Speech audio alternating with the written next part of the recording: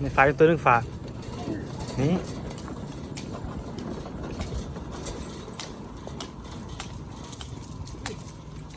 ตัวมันใหญ่เนาะมันคีดนะ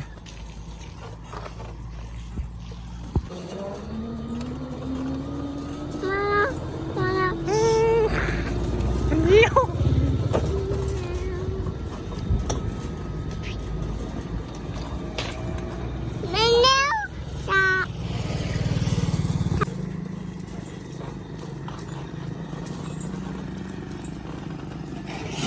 โอ้ผู้นำมันบ่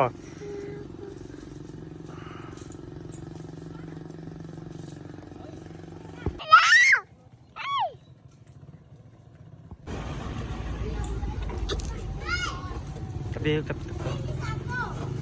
สองช้า